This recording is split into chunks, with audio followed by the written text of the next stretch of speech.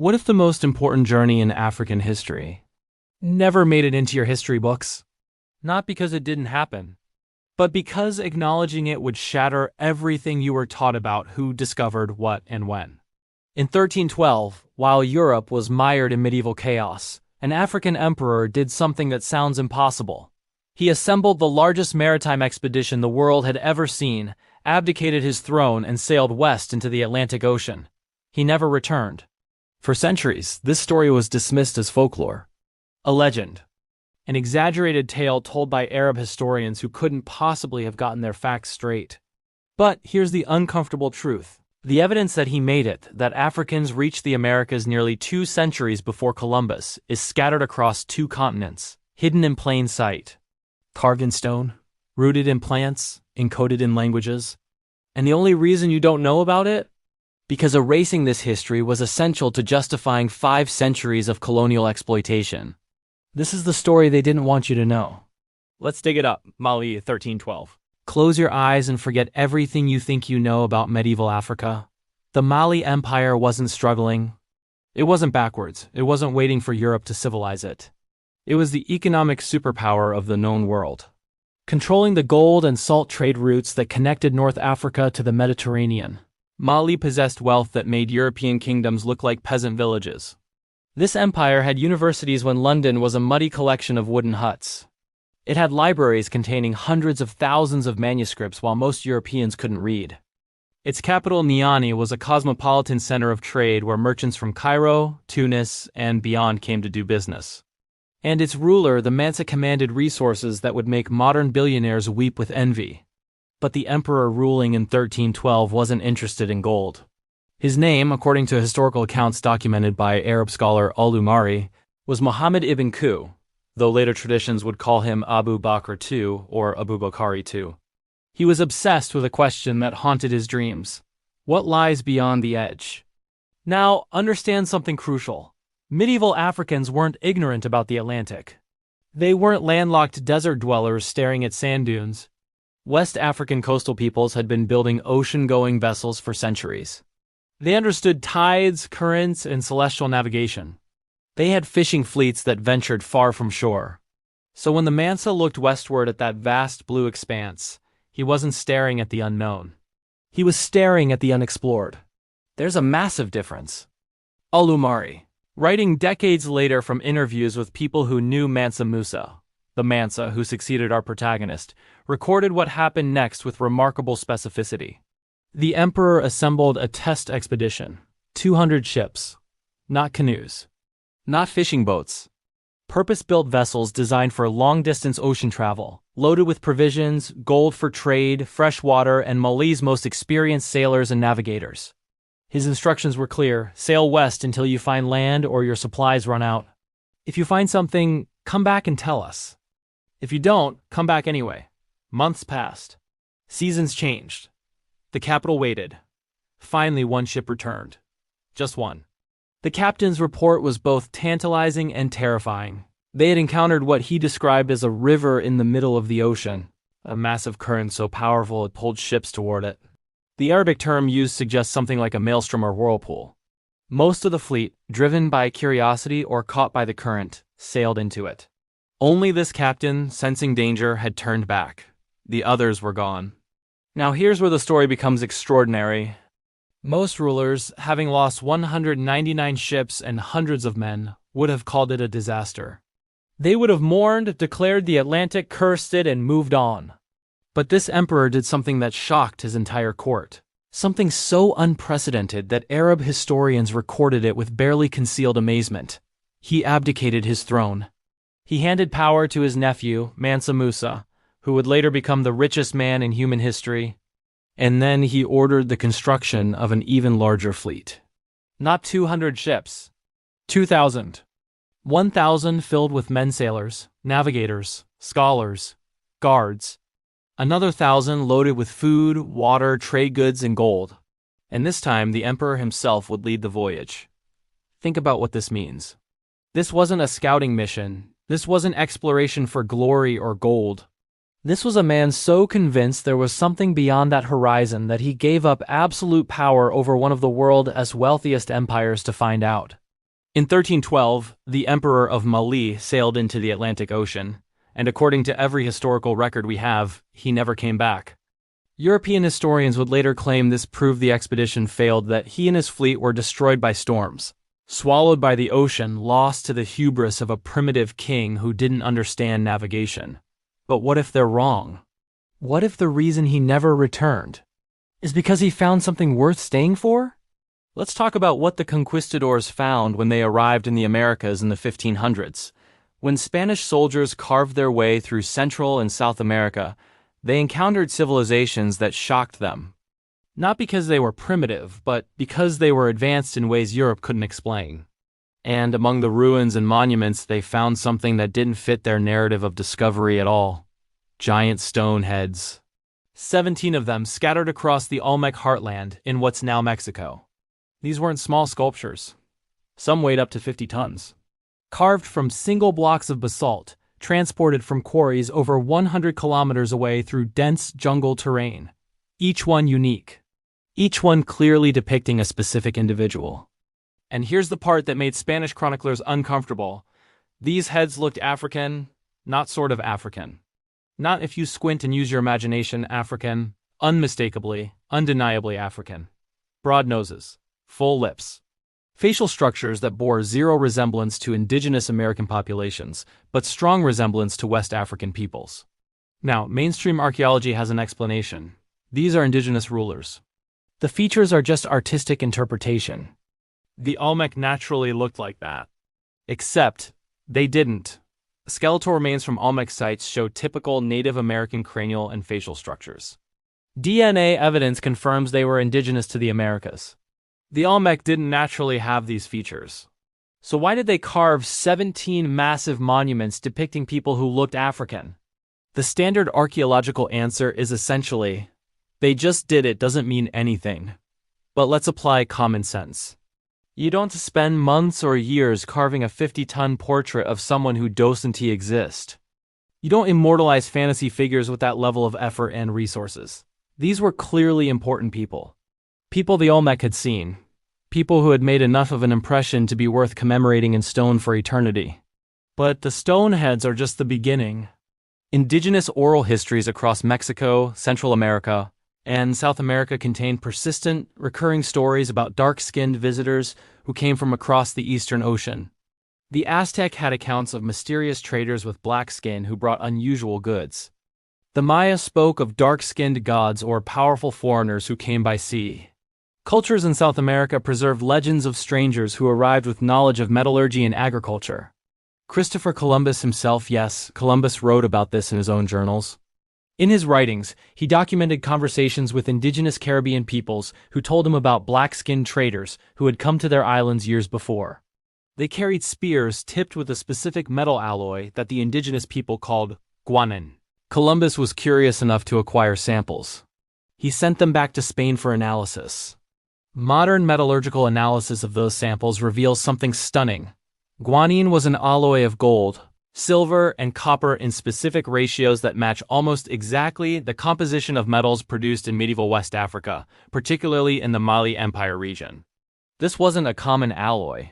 This wasn't something that would arise independently. The ratios were too specific, the composition too distinctive. Indigenous Americans were telling Columbus that people from Africa had been there before him and they had physical evidence to prove it. Columbus acknowledged this in his writings. Spanish chroniclers documented it, the evidence was right there. And then it was ignored. Let's move from stone and metal to something even harder to dismiss. Plants. Botany doesn't lie. Plants don't care about political narratives or colonial justifications. They exist, they spread, and their DNA tells us exactly where they came from and how they moved.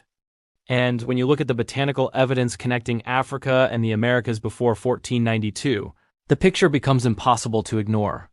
Let's start with the bottlegourd, Lagenaria scissuraria. This plant, native to Africa, appeared in the Americas at least 8,000 years ago. For decades, botanists assumed it had floated across the Atlantic on ocean currents until DNA analysis proved that couldn't be the explanation. The gourds found in archaeological sites across the Americas weren't random genetic variants. They were specifically African cultivated varieties. Someone carried them across, deliberately. as cargo. Then there's African cotton, Gossypium. DNA analysis has revealed that cotton species in Pre-Columbian America contain genetic markers from African cotton varieties. This isn't parallel evolution. This is direct genetic transfer, meaning at some point, African cotton was physically brought to the Americas and cross-pollinated with American varieties. The sweet potato presents an even stranger mystery. This South American plant appeared in Polynesia and parts of Africa centuries before Europeans ever reached the Pacific. The Polynesian connection is now accepted by mainstream archaeology. There's too much evidence to deny it.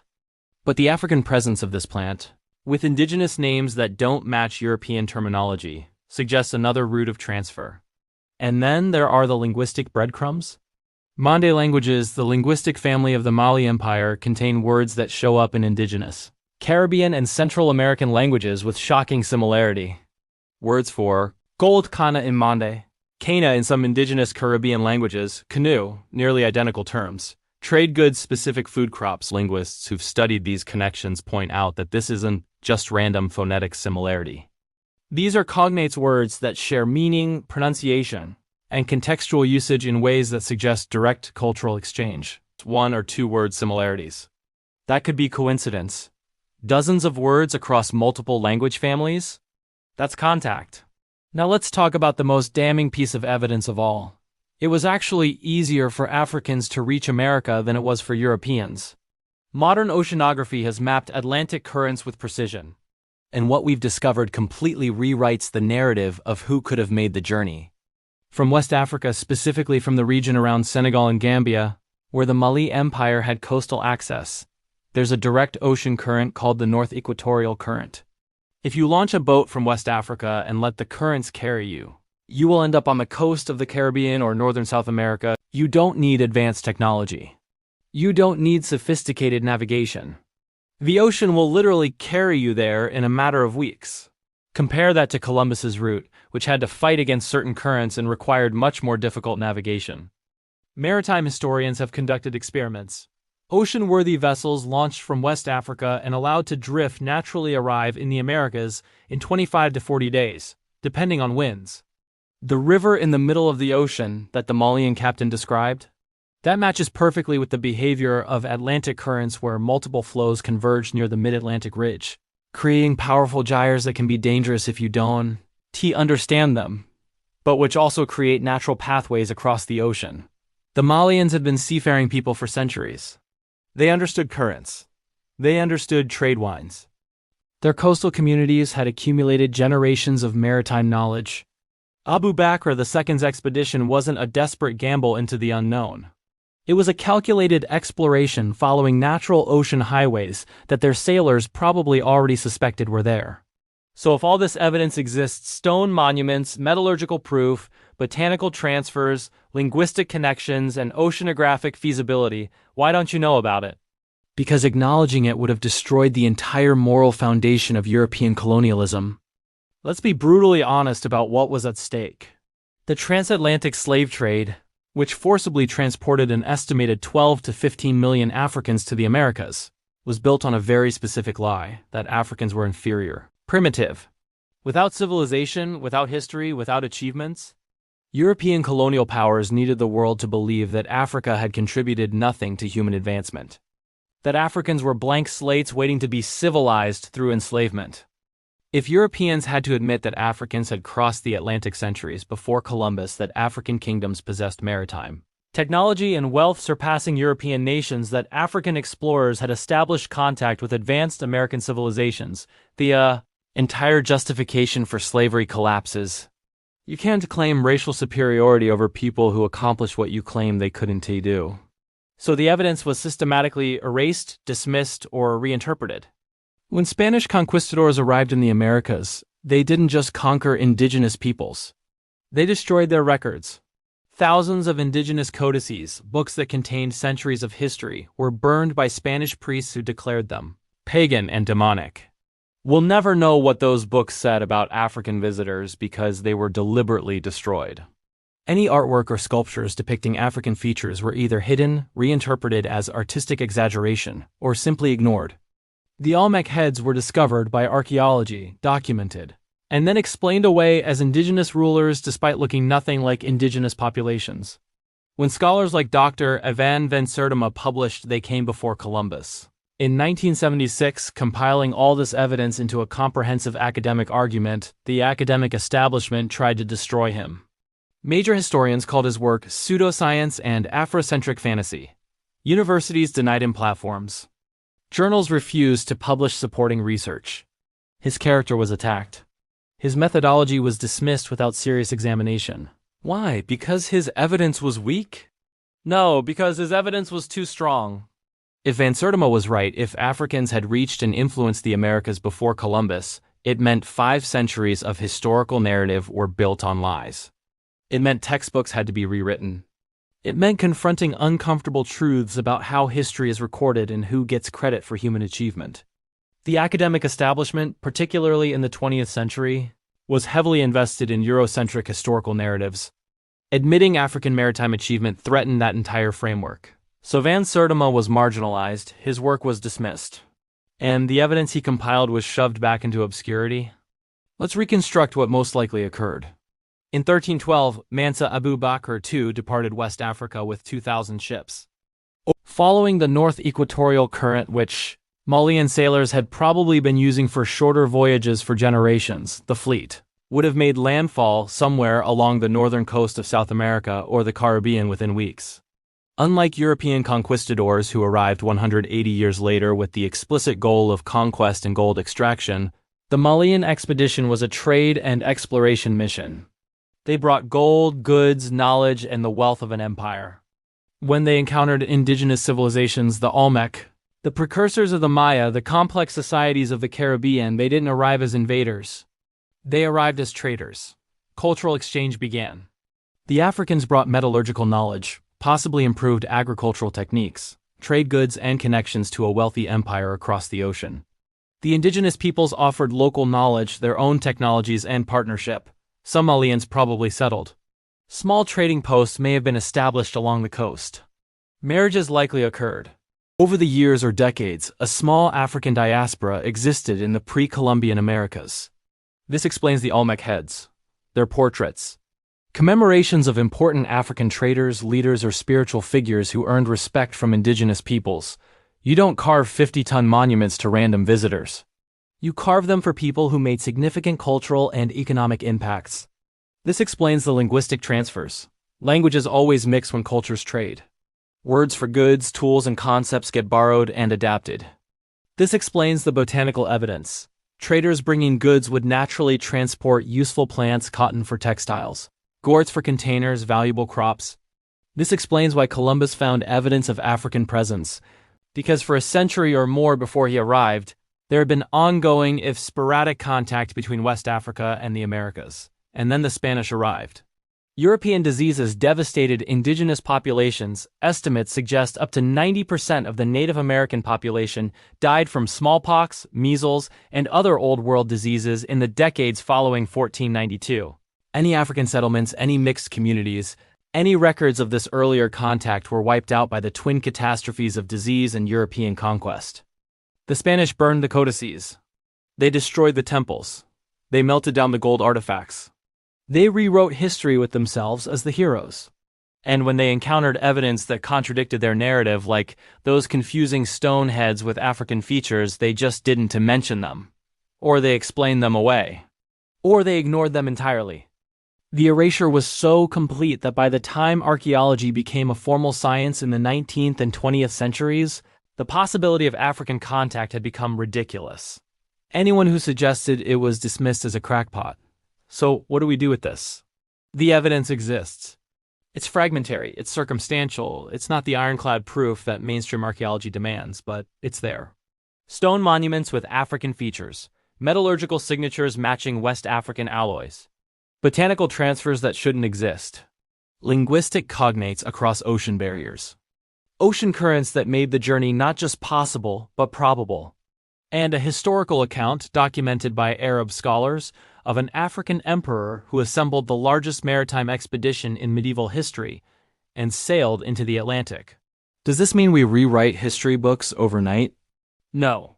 Academic standards require overwhelming proof, And 5 centuries of colonial erasure have made that proof hard to find.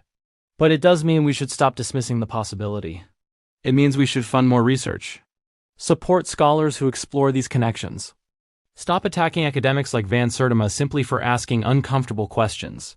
It means acknowledging that African civilizations possess technology, ambition, and capability that European colonial narratives deliberately erased. Because here's the deeper truth this story reveals: history isn't discovered. It's decided. Someone decides which stories matter. Someone decides which evidence counts. Someone decides whose achievements get remembered and whose get buried. For 5 centuries, those decisions were made by European colonial powers whose entire system depended on portraying Africa as backwards and indigenous peoples as primitive. That's not history, that's propaganda. The story of Mansa Abu Bakar II isn't about whether one African emperor reached America in 1312. It's about recognizing that for every story we do know about African achievement, there are dozens more that were systematically erased, buried, dismissed, ridiculed. It's about understanding that when you erase a people's history, you erase their power, their pride, their place in the story of human civilization. And it's about refusing to accept the official version just because it's official. Somewhere off the coast of West Africa in 1312, an emperor made a choice. He looked at the horizon and refused to believe it was the end. He built ships, gathered his people, and sailed toward the unknown. Whether he personally reached America or not, his voyage represents something more important: the refusal to accept limits placed by others. The Atlantic wasn't an impossible barrier. It was an ocean highway, and African sailors had the knowledge, technology, and courage to cross it. That truth buried under centuries of colonial lies is finally surfacing. The stoneheads remain, the plants tell their stories, the linguistic traces persist. The ocean currents haven't changed. And once you know to look, you can't unsee the evidence. History didn't start in 1492, and it wasn't written only by those who claimed to discover new worlds. It was written by everyone who dared to sail beyond the horizon, including an African emperor whose name you were never taught, whose journey you were never told about, and whose legacy was deliberately erased. Until now.